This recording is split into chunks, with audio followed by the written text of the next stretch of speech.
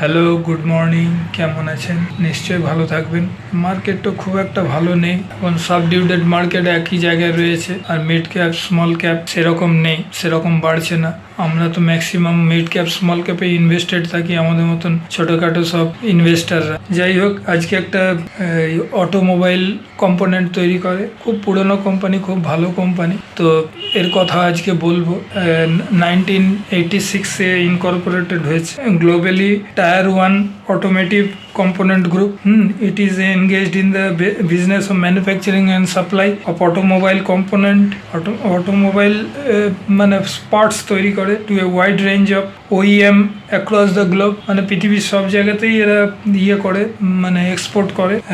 Market cap হচ্ছে 8,533 কোটি টাকা, প্রাইস 558, ভেতরে ঘুরে বেড়াচ্ছে। পি খুবই ছোট, 16.2।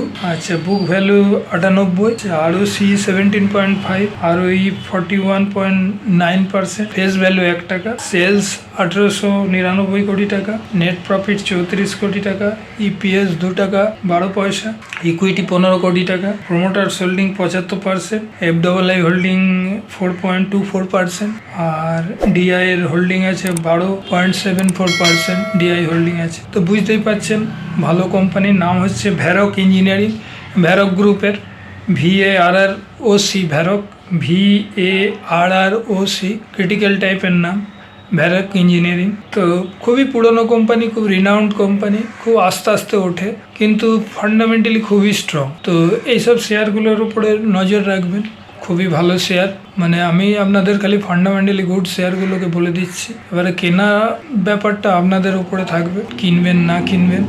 এটা আমার পার্সোনালি একটা জানালাম আপনাদের। আর এখন মার্কেট তো সেরকম নেই, মার্কেটটাও ঠিক নেই। তা রেজাল্টগুলো হয়ে গেছে, নেক্সট কোয়ার্টারে আবার রেজাল্ট আসবে, তারপরে যাই হোক দেখা যাবে কেমন আছে। তবে রেজাল্ট খারাপ না, ভ্যারক ইঞ্জিনিয়ারিং খুবই ভালো, গুজরাট বেস্ট কোম্পানি, খুবই ভালো কোম্পানি, বহু পুরোনো দিনের কোম্পানি।